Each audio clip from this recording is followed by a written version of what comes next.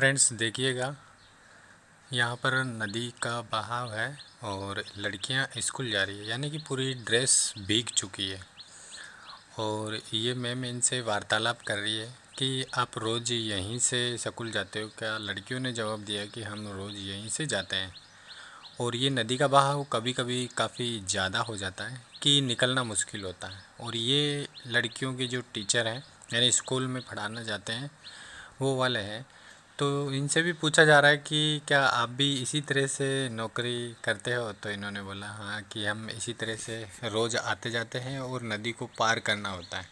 जब नदी का बहाव बहुत ज़्यादा हो जाता है तो हम सारे कपड़े उतार के और एक केवल अंडरवियर में ही मतलब ये नदी पार करते हैं, फिर उस तरफ जाकर फिर ये कपड़े वापस पहनते हैं।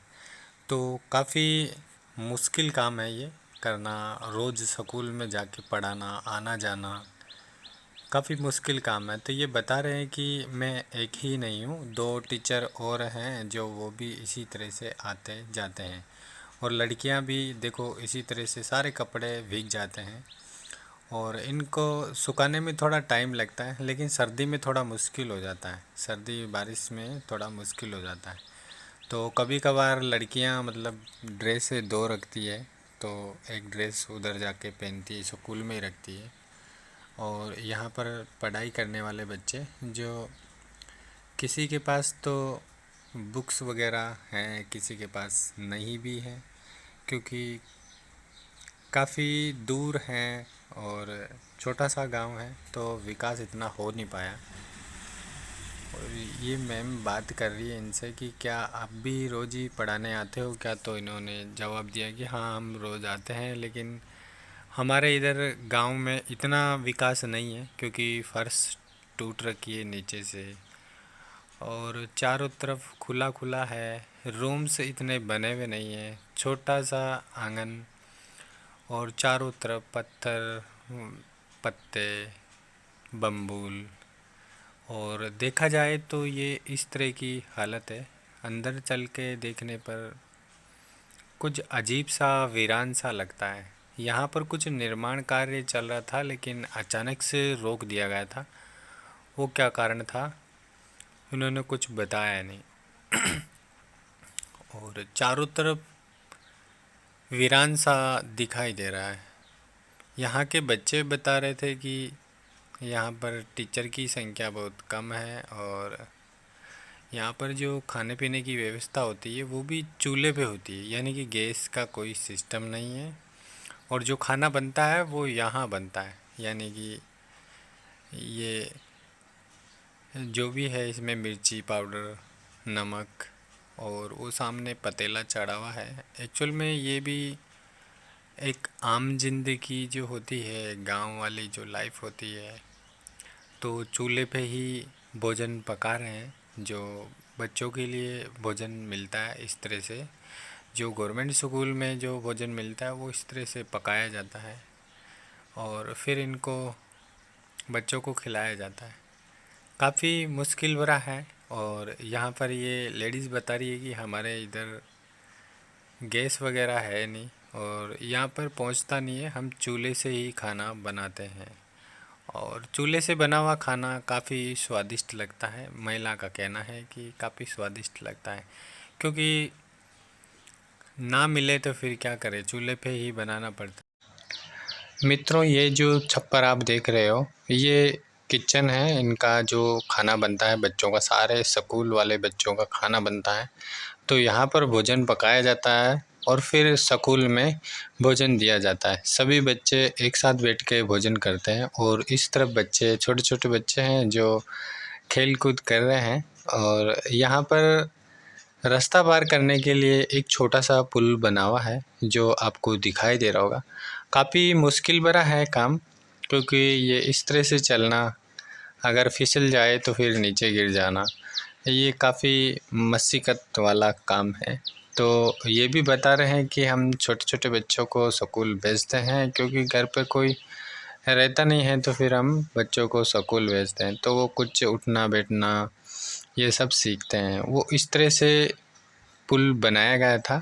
ये देखो फ्रेंड्स, पहले पैदल चल के निकल रहे थे बच्चे और अभी इस तरह से पुल पार कर लेते हैं, क्योंकि छोटे बच्चे होते हैं तो फिर उनसे नदी के बहाव में फिर निकलना काफ़ी जटिल काम है। तो इसलिए इन दो पेड़ों को कनेक्ट करके फिर इस तरह से पुल बनाया गया था। लेकिन ये ज़्यादा समय तक टिक नहीं पाएगा, क्योंकि ये रस्सों से बना हुआ है, तो हर साल इनको चेंज करना पड़ेगा। पानी भरा हुआ आपको दिन नज़र आ रहा होगा।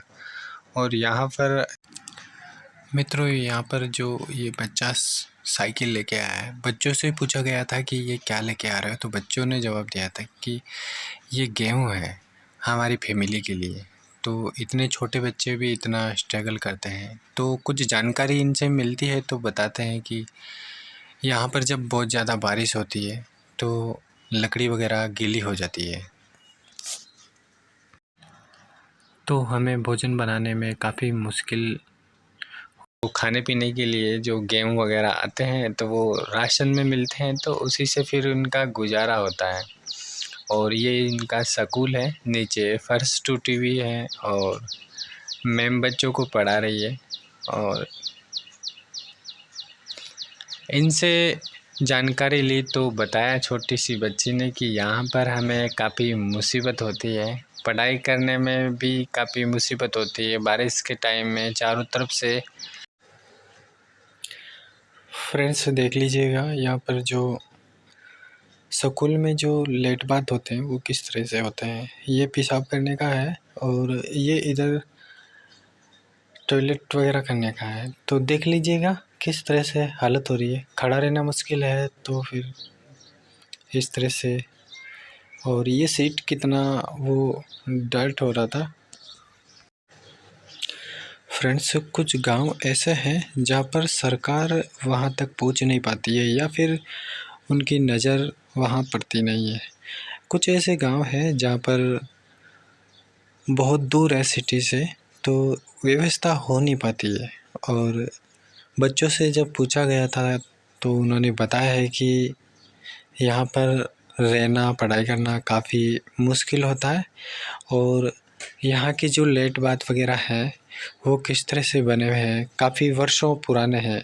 टीचर से जब पूछा गया था तो इन्होंने बताया कि यहाँ पर हमने काफ़ी बार एप्लीकेशन वगैरह दी है यहाँ के निर्माण के लिए, लेकिन कुछ कार्य होता नहीं है। और एक बार कार्य स्टार्ट हुआ तो लेकिन वो रुक गया कुछ कारणवश से। आपको दिखाई दे रहा होगा सीट किस तरह से दिखाई दे रही है। और बच्चे की जो चारों तरफ दीवारें आपको दिखाई दे रही होगी, जो दीवारों से पता चलता है कि काफ़ी वर्षों से कलर होना तो बहुत दूर की बात है, प्लस्तर तक नहीं हुआ। और इधर देख लीजिएगा, ये सीट है तो कुछ बताना मुश्किल है। बच्चे बता रहे थे कि इधर ही हमें जाना होता है और यही है। और जंगल में भी जाना पड़ता है कभी कभार। और बच्चे काफ़ी खुश थे जब मैडम आई थी। और ये जो हैंडपम्प है इसका पानी थोड़ा ख़राब है, बच्चे बता रहे थे कि काफ़ी ख़राब है ये पानी, पीने में बिल्कुल भी अच्छा नहीं लगता है। लेकिन और कोई पीने का सिस्टम है नहीं, कुछ व्यवस्था बना नहीं रखी है, तो फिर इनको पीना पड़ता है। फ्रेंड्स, विलेज लाइफ ऐसे ही होती है। जब सिटी से बहुत दूर जब कोई गांव होता है और वहाँ की स्कूल होती है तो वहाँ पढ़ाई करना भी मुश्किल होता है, क्योंकि सुविधा मिल नहीं पाती है। बच्चे काफ़ी खुश नज़र आ रहे हैं। और यहाँ पर देखा जाए तो इनका जो लाइफ है, ऐसा लगता है कि कुछ रुक सा गया, कुछ थम सा गया। ऐसा लगता है कि समय आगे बढ़ ही नहीं रहा है। फ्रेंड्स, सिटी से जब बाहर विलेज लाइफ देखी जाए तो काफ़ी दुख तकलीफ़ महसूस होती है।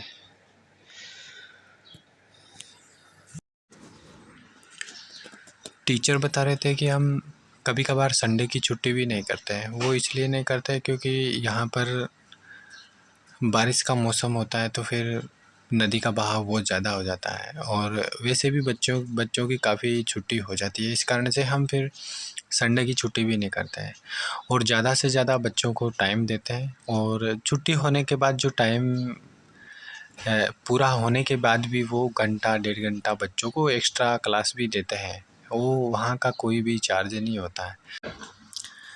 टीचर से काफ़ी सारी जानकारी मिलने के बाद पता चला कि यहाँ पर ये जो गांव है, छोटा सा गांव जो सिटी से काफ़ी दूर है, शहर से बहुत दूर, यानी कि टीचर को भी पैदल चल के आना होता है। 2.5 किलोमीटर जंगल के रास्ते से गुजरना और झाड़ियों से निकलना, ये काफ़ी मुश्किल काम होता है। तो बता रहे थे कि हम काफ़ी समय से हम इधर ही ड्यूटी कर रहे हैं, रोज़ का आना जाना हमारा होता है, तो एक आदत सी बन गई है। अब थकान हमें महसूस नहीं होती है। पहले 1 किलोमीटर चलते ही थकान सा महसूस होता था, लेकिन अब हमारा रोज़ का आना जाने का रूटीन बन गया है, तो फिर हमें आना जाना पड़ता है। फ्रेंड्स, काफ़ी मुश्किल भरा है।